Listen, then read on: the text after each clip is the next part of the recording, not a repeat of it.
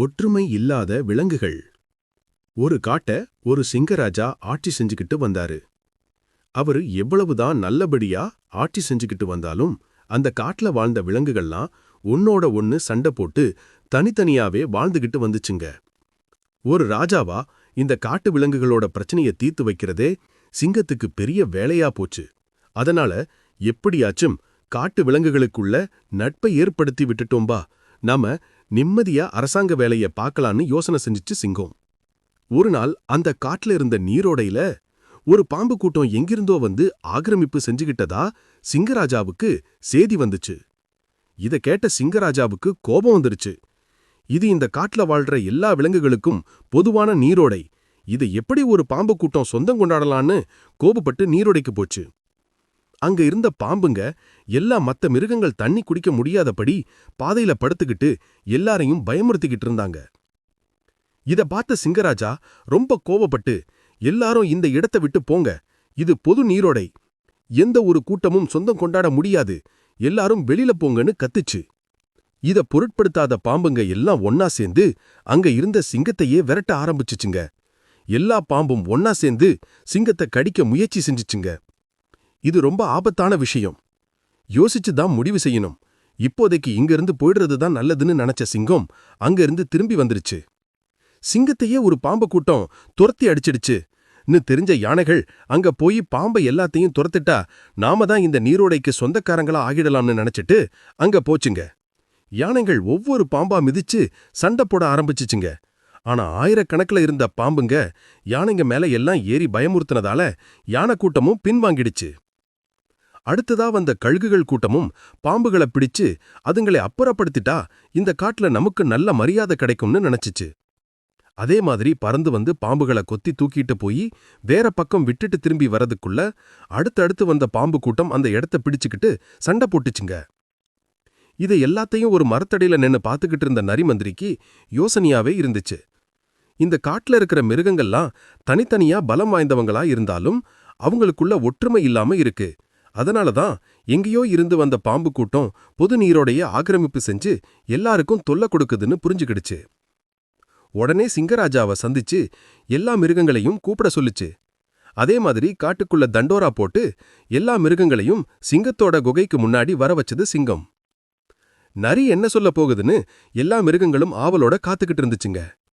அப்பத்தான் நரி சொல்லுச்சு, உங்களுக்குள்ள ஒற்றுமை இல்ல, அதனாலதான் வெளிக்காட்டுல இருந்து வந்த பாம்பு கூட்டம் உங்களை இப்படி திணறடிக்குது. அதனால நீங்க எல்லாரும் இந்த காட்டை விட்டு போயிடுங்க, உங்களால இந்த காட்டுக்கோ அரசருக்கோ எந்த பிரயோஜனமும் இல்லைன்னு சொல்லுச்சு. இத கேட்ட எல்லா மிருகங்களும் வருத்தப்பட்டுச்சுங்க. அதடா அரசே, இந்த மந்திரி சொன்ன மாதிரி எங்களுக்குள்ள ஒற்றுமை இல்லைங்கிறத ஒத்துக்கிறோம், இந்த பிரச்சனையை தீர்த்து வைங்க, நாங்க பிறந்து வளர்ந்த இந்த காட்டை விட்டு வெளியில போக எங்களுக்கு மனம் இல்லைன்னு சொல்லுச்சுங்க. இத கேட்ட சிங்கராஜா, நரியாரே, எல்லா மிருகங்களும் நம்மளுக்கு ஒத்துழைப்பு கொடுத்தா அந்த பாம்பு கூட்டத்தை துரத்தி அடிச்சிடலாமான்னு கேட்டுச்சு. அதுக்கு நரி சொல்லுச்சு, கண்டிப்பா அரசேன்னு சொல்லிட்டு, இந்த பாம்புகளோட பலமா நீங்க எதை நினைக்கிறீங்கன்னு கேட்டுச்சு. அதுக்கு கழுத சொல்லுச்சு, அந்த பாம்புகளுக்கு நிறைய விஷம் இருக்கு, அதே நேரத்துல நிறைய பாம்புகள் கூட்டமா இருக்கு, ஒரு பாம்பு இல்லனா இன்னொரு பாம்பு கடிக்க வருது, இத சமாளிச்சா நாம அந்த பாம்புகளை துரத்தி விட்டுடலாம்னு சொல்லுச்சு. இத கேட்ட நரி, சரி அப்ப அந்த பாம்புகளோட பலவீனம் என்னன்னு கேட்டுச்சு. அப்ப குரங்கு சொல்லுச்சு, இந்த பாம்புகள் முள்ளம்பன்றிய பார்த்தா சண்டைக்கு போகும், ஆனா முள்ளம்பன்றிகளுக்கு விஷம் இல்லாதலால பாம்புகளே அதிக தடவை ஜெயிச்சிருக்குதுங்க சொல்லுச்சு. உடனே நரிக்கு ஒரு புது யோசனை தோணுச்சு. அப்ப பாம்புகளோட மோதுறதுக்கு சரியான ஆள் முள்ளம்பன்றிகள் தான், அதுக்கு நாம எல்லாரும் சேர்ந்து பலத்தை கொடுத்தோம்னா இந்த பாம்புகளை ஒரு கை பாத்திரலாம்னு சொல்லுச்சு.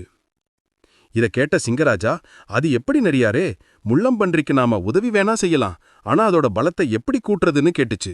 அதுக்கு அந்த நரி சொல்லுச்சு, பாம்போட பலமான விஷத்தை நம்ம செயற்கையா முள்ளம்பன்றிக்கு கொடுத்தோம்னா நாம ஜெயிச்சிடலாம்னு சொல்லுச்சு. இத கேட்டுக்கிட்டு இருந்த கரடி வேகமா முன்னாடி வந்து, அரசே, எனக்கு ஒரு மூலிகை செடி தெரியும், அது ரொம்ப விஷத்தன்மை கொண்டது, அது வச்சு முள்ளம்பன்றிகளோட ஊசி மாதிரி இருக்கிற முட்டுகளுக்கு விஷத்தன்மை உண்டாக்கலாம்னு சொல்லுச்சு. உடனே எல்லா மிருகங்களும் கரடி கூட சேர்ந்து காட்டுக்குள்ள போய் நிறைய விஷத்தினை உள்ள மூலிகைகளை சேமிச்சு எடுத்துக்கிட்டு வந்தாங்க. ஒரு பெரிய இடத்துல அதை போட்டு யானைகளை அது மேல நடக்க விட்டாங்க. அதனால அந்த மூலிகைகள்ல இருந்து விஷச்சாறு வழிய ஆரம்பிச்சிச்சு. அதை எடுத்து முள்ளம்பன்றிய மேல பூசி விட்டுச்சு குரங்கு. மூலிகை விஷத்தை பூசிக்கிட்ட முள்ளம்பன்றிகளே பாம்புகள் இருக்கிற இடத்துக்கு போச்சு. நம்ம கூட சண்டை போடற புதுசா முள்ளம்பன்றி கூட்டம் வந்திருக்குன்னு பார்த்த பாம்புகள் கூட்டம் கூட்டம் கூட்டமா வந்து முள்ளம்பன்றிகளை சுத்தி வளைச்சிச்சுங்க. அப்பத்தான் முள்ளம்பன்றியோட முட்டுகள்ல இருந்த விஷம் பாம்புகள் மேல பட்டுச்சு. விஷம் பட்டதும் நிறைய பாம்புகள் மயக்கம் போட்டு விழுந்துருச்சுங்க.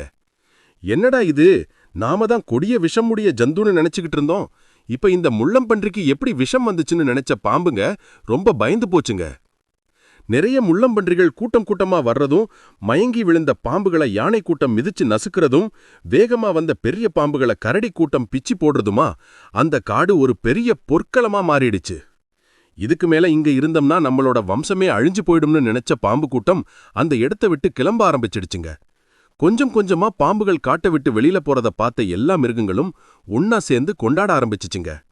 அன்னையில இருந்து எல்லா மிருகங்களும் தங்களுக்குள்ள இருந்த விரோதங்களை மறந்து கூட்டா வாழ்ந்து அந்த காட்டை வளமா ஆக்கச்சுங்க. ஒற்றுமையே பலம். நீங்களும் இதே போல ஒற்றுமையா இருங்க. இது போல கதைகள் வேணும்னா சேனலை சப்ஸ்கிரைப் பண்ணுங்க.